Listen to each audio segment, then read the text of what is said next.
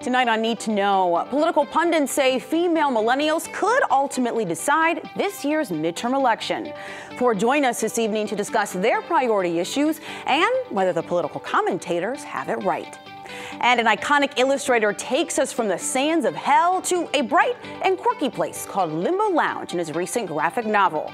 Why you may never look at the idea of purgatory the same. Don't go anywhere. Need to Know starts right now.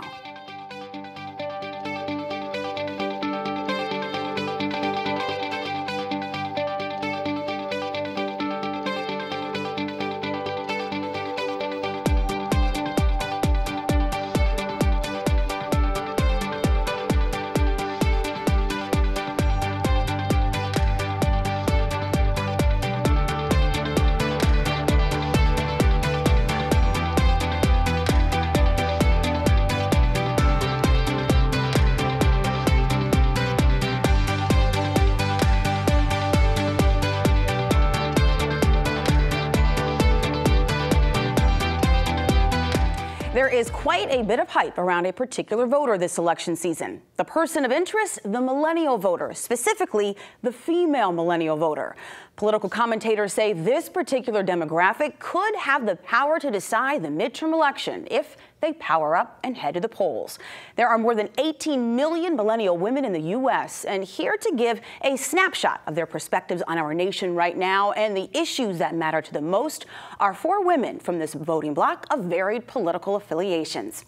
Joining me at the desk is Democrat Yasmin Maddox, founder and CEO of Architect LLC, Republican Jamie Slocum, Chief of Staff for the Majority Office in the Monroe County Legislature, Democrat Caitlin Figueroa, Secretary of the Puerto Rican Parade, and registered Conservative Carrie Meisenzahl with the Monroe County Administration. Welcome to all of you and thank you for being here. So I have to begin by asking, given this hype, the polls, the surveys, all of the media attention focused on millennial women this election season, do you feel like the pressure is on? And I'll give that to you first, Jamie.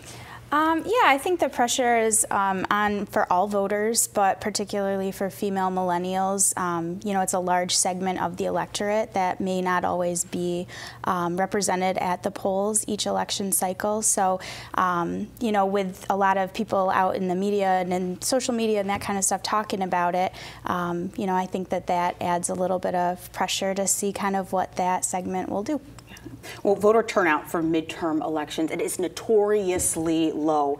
Recent surveys find that while 55% of millennials say they are likely to vote, a large portion says voting this year isn't more important than any other midterm election year, and that's according to a recent NBC News poll. Why do you think some political pundits and media outlets are saying female millennials could really decide what happened this election year? Caitlin? I think a lot of it had to put on with Hillary running. A lot of people felt the need that it was going to be the first female president. So I put a lot of, responsibility on female voters. And with that being said, a lot of voters felt the necessary need to get involved, especially with her loss. So I think that's one of the reasons why. Any other perspectives? I agree. I think, however, that even the idea that female millennial voters alone could sway dramatically in one way or another sets us up for a false narrative, which is that the voting bloc is essentially that it's a monolithic group, when in fact we know, according to age, even variances of a year or two, whether you're married, whether you're single, what state you're in, all of these different dynamics and dimensions of who we are account for what we think, how we operate, and essentially how we show up to the polls. And so, repeated studies have shown that if you're married, you're tending to vote perhaps in a way different than if you are single, because you have different considerations. It's not just you and perhaps your considerations of reproductive rights, but it's that coupled with economics because you are running or co-running a household. So a lot of things come into play, and so I think it's dangerous to think that we are a monolithic group.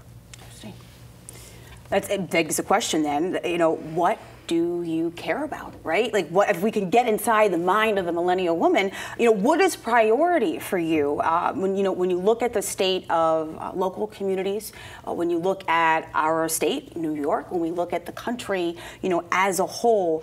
What would you say, you know, this is number one for me? This is what I care about. Carrie? So for me, it's always just been the economy and taxes and the ability to work across the aisle. I know it's not maybe the most popular opinion for a female millennial, but it's always just been what my values and opinions have been from growing up until now.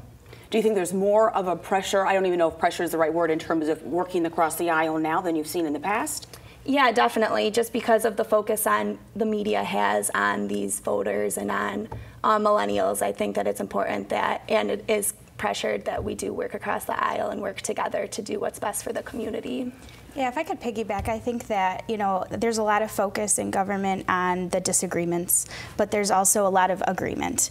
And I think that that isn't always the headline story. So I think that some people could very easily get the objective that people aren't getting along, that people aren't working together to get things done. So, you know, I always kind of look to see, at the end of the day, you know, we're all people. We have different needs in different areas, different communities, and when, you know, an elected official or multiple elected officials or multiple layers of government are working together to kind of try to solve whatever situation it is, whether it's, you know, lakeshore flooding that we had in Monroe County or some other issue specific to a different community, I think that that's very important to focus on, and just to see how they're doing it, and if they are or if they aren't.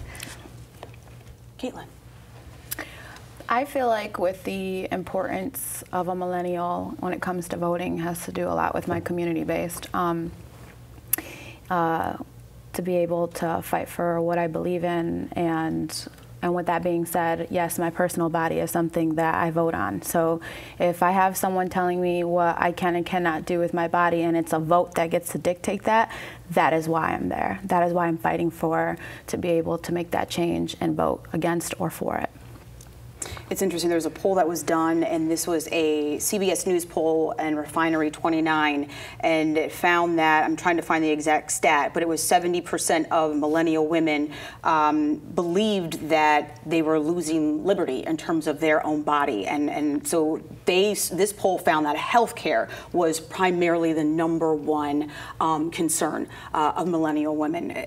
You mentioned that that's a big reproductive rights, et cetera. I would imagine that's all it goes across the board. I mean, when it comes to making a decision on whether or not, you know, what I can and cannot do with my personal self, that's a concern for me. And if the government has to butt in and make a decision for me, I think that's a problem for me.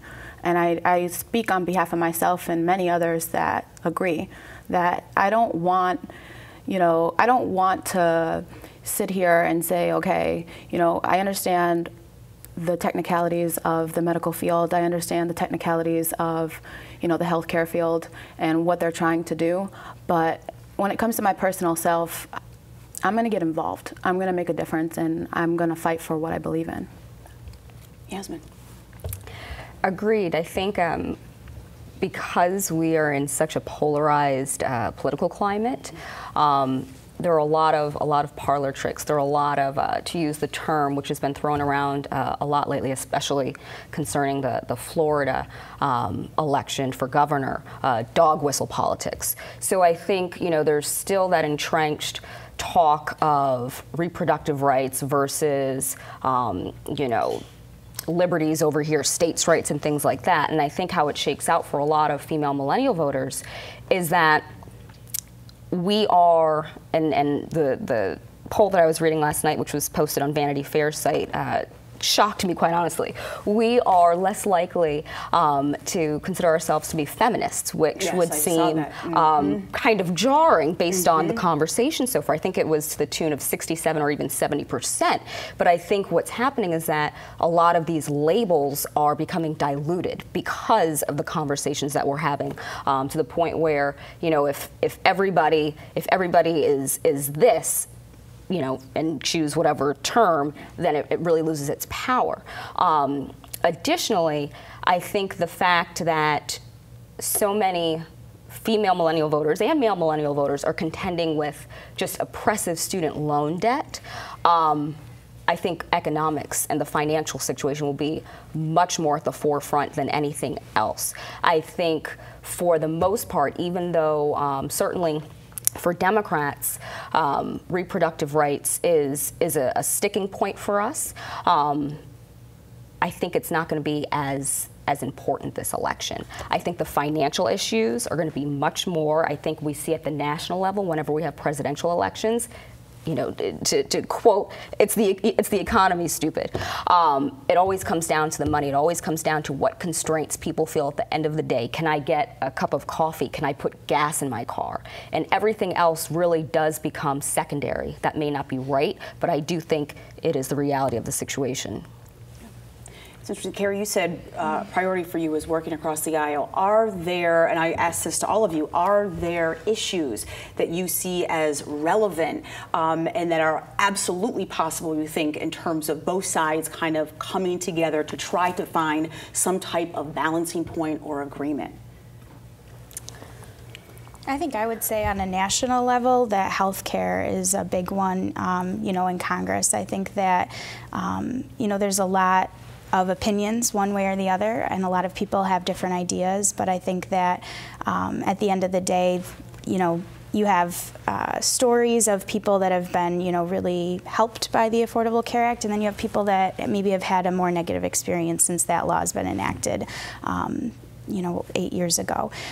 So I think that somewhere in the middle is probably where we need to be to make sure that everyone, or as many people as possible's needs are met. So I think, you know, when you talk about Congress, I think that that's a huge one where they really can just put everything aside and just look at kind of the basis of where things were, where they are now, and maybe where they need to be.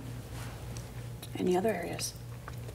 No, I agree. And piggybacking off of the healthcare issue, I think that if we focus on supporting businesses that are able to create good paying jobs to provide American workers and their families with good healthcare, then you might see like a good significant impact and a positive change. Relating back to healthcare, I work for a small company, and regardless of the Affordable Care Act or prior to 8 years ago, healthcare has always been expensive. It's always been an issue, and it's going to continue to be a bigger issue as we progress, especially with all the changes that are going to be implemented with the current administration. I'm affected by it. It's expensive. I don't have an organization that I work in that pays out, and I think that it's something that, as a millennial voting, that's another big issue that I would state that we have to get in our gears and get other millennials and other female millennials involved in. I'm curious as to how all of you feel about our current political climate and ways in which you think that there have been divisions created among women, millennial women in particular, that we don't often hear discussed in the media. Perhaps they're conversations that you've had with colleagues or friends or family members of the same age. Are there things that you think are important people know about and be aware of leading into this election? So I'm going to start off with hearing from these two women right here sitting at the table. It's different to know that, you know, we were just talking about in the waiting room what media can do to be able to separate two parties. And when it comes down to it, I think getting together and conversating and being able to bring your thoughts together, especially two separate parties, I feel like the media and I guess being brainwashed in some retrospect that, you know, Republicans are this and Democrats are that, and I don't mean to go so drastic, but in some way, shape, or form, I've heard from an independent, you know, Democrats are about rainbows and unicorns, and conservatives are all about, you know, money, and they're worried about how we're going to spend it and what we're going to do with it. And to me, I'm like, wow, to hear from independent, I just heard two ideas of two separate parties that know nothing about anything, and I don't think that way. No, I agree. I think that social media is a huge vehicle for some of this to kind of permeate into society. I think that, I have friends that I know are Democrats or, blanks, independents, whatever. They have different ideas. Sometimes we have the same ideas. We just don't have the same letter next to our name. But, with certain friends, especially when presidential elections heat up, and then I'm sure we've all seen on social media, like, people can be very passionate and use that vehicle to kind of share their thoughts and ideas. And so with some friends, I find myself tiptoeing around things. Maybe we don't talk about it, but I do have friends where we occasionally can sit down and kind of talk about, depending on what's going on, there might have been something like a recent vote or a recent event where we can kind of sit down and talk about it. And I always thought it made me feel stronger about my convictions by hearing other people's viewpoints. And sometimes you pick up on something and you're like, geez, I never thought of it that way, but maybe I can kind of think about that and maybe even change how I feel about it, or just take that information and feel even stronger before I knew that. So I think knowledge is power, and having conversations like that, they're important, and they can just kind of help people to really figure out exactly how they feel. It's not somebody telling them how they feel about it because of the letter next to their name. In a poll I read that 30% of millennial women believe the country is moving in the right direction, compared to 70% who believe things are going in the wrong direction. As we close, just one word, and I'll give this to you, Yasmin. What would you tell millennial women, and just in terms of, if that's how you feel, whether you agree or disagree with that, you need to get to the polls? 3 words, I think, whatever. But, life moves on. You just have to, nothing stands still. You have to act. You have to be decisive, but you have to be informed first. So read multiple news outlets, get varying perspectives, come to a conclusion, and then activate whatever it is that you're feeling. We have to close, but a special thank you to all of my guests for joining me for this important conversation, really giving viewers a better idea of the perspectives and priorities of millennial women in our region. There are 2 important dates for you to remember. Thursday, September 13th is our local primary election day in Monroe County. That's from noon to 9 p.m. And general election day is Tuesday, November 6th. That's from 6 a.m. to 9 p.m. Now, WXXI News will have coverage of the primary night results starting at 9 p.m. on Thursday, September 13th. That's on AM 1370, FM 1075, WXXInews.org, our mobile app, and of course, you can ask your smart speaker to play WXXI News. From a window designer for Macy's to a renowned illustrator whose work has appeared in Lincoln Center and on the pages of Vanity Fair, Playboy, Time Magazine, the New York Times, and many more, Dave Culver's 40-plus-year career continues to thrive. The former Rochester resident is working on a horror film, among other projects, and recently released a graphic novel by the name of Limbo Lounge.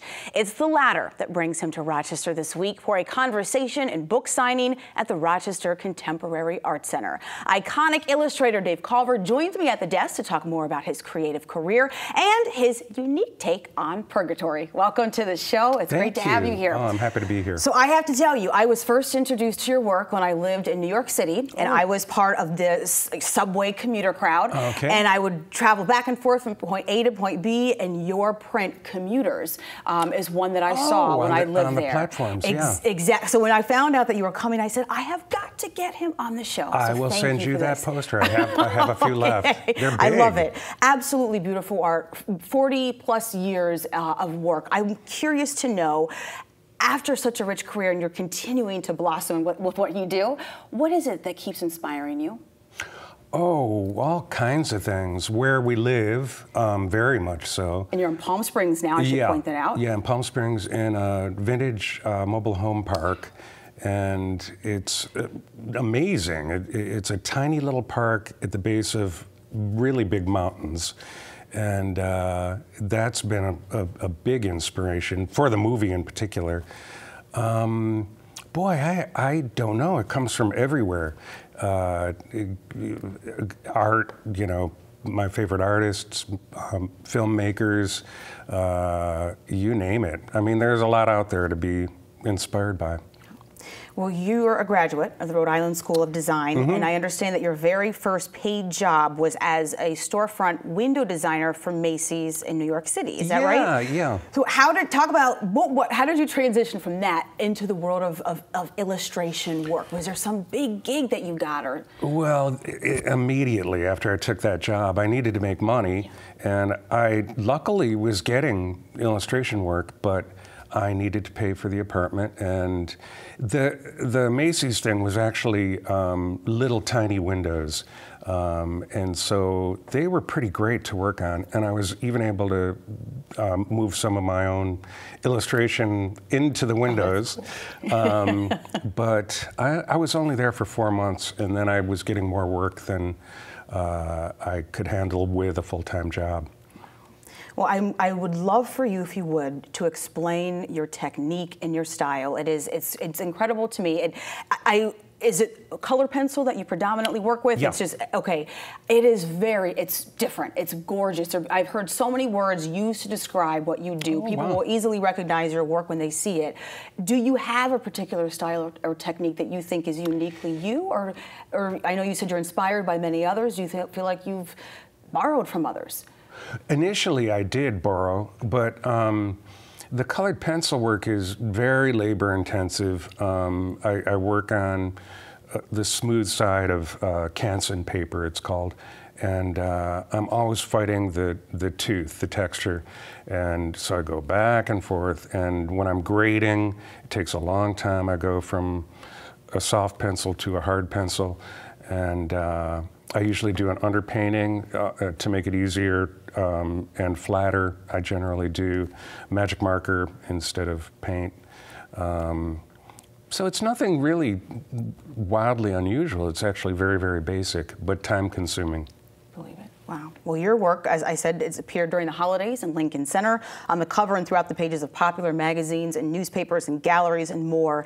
I heard in an interview that you said it was around 9/11 when the illustration world really took a hit and you started to see a change. So how did you transition with the times, and how did you eventually land into your first graphic novel? Well, out of necessity, it did, for some reason, change drastically right around the time you mentioned. And I was getting a little bit of work, but in particular, when I moved to California, I reconnected with someone in LA who was very, very involved with lowbrow art and pop surrealism, and wanted me to do gallery work. And so I got into that. And through the gallery work and the imagery in it, I transitioned characters in particular from that into a story. And it was all very, very gradual. And I had the luxury of the time to develop it, which was important. I had 6 years really to develop the characters and then construct and refine the story. So Limbo Lounge, your very first graphic novel, how did the idea develop to set this graphic novel in Purgatory of all places? Well, it's funny. A lot of the gallery work involved flowers, in particular, anthropomorphic flowers behaving badly, and a lot of them were drinking, right. with torn petals, and I fooled with the idea of doing one of those characters in a story, and I fooled around with that image and with a flower body with a stem for a body and leaves for arms, and it was too slight. It didn't carry enough weight visually, or I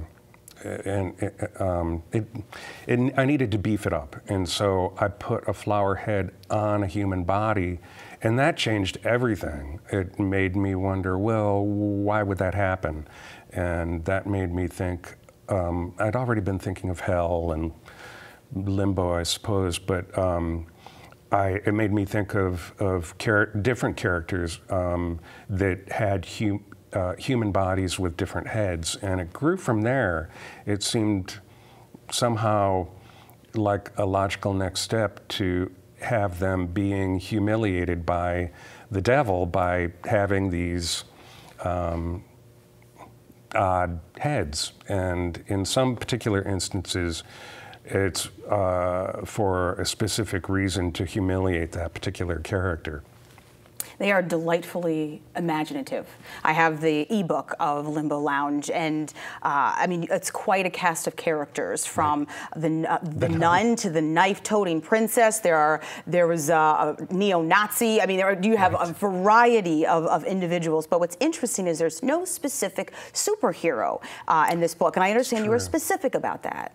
I didn't, you know, all I knew about graphic novels was that there were a whole lot of them that involved superheroes or zombies or you know, sci-fi elements, and I wanted to avoid that completely. And so I just kind of let it grow out of, you know, this little thread of an idea. And I loved the idea of, well, you know, from pageant shows, you know, pageant moms and those things, how horrible those little girls seem anyway. And she seemed like a very, very likely evil character, like pushed, you know, beyond the point. Dave, was there a message behind it, or is it for pure enjoyment? Or a little bit of both? Well, both, but it kind of turns spiritual. It needed to. I needed to open it up because it's about hell and limbo, and I never really mentioned heaven, but it's alluded to. And I did open it up literally at the end, and I don't know that it was a real message, but we kind of moved beyond and into this thing that is very interpretive, and I think from what I understand, different people take it differently. A lot of them don't quite get it, which I'm sorry to hear, but I had originally wanted to end it in the bright light, but my editor thought it was a little too down, and so there's a little twist where there's a little bit of hope at the end. Well, very good. Well, we are unfortunately out of time, but Dave Culver, I want to thank you, a huge thank you to you for joining me today and sharing more about your work, Limbo Lounge. Be sure to go see Dave at the Rochester Contemporary Art Center for First Friday. That's on September 7th from 6 to 9 p.m. You can see his work for Limbo Lounge there. And on Saturday, September 8th, he is hosting a special book signing and conversation that's also at Roco and beginning at 1 p.m. And that wraps up another edition of Need to Know, Rochester's news magazine. I'm your host, Helene Bianduti-Hofer. Thank you for tuning in tonight and for joining us online at WXXInews.org. I'll see you next week.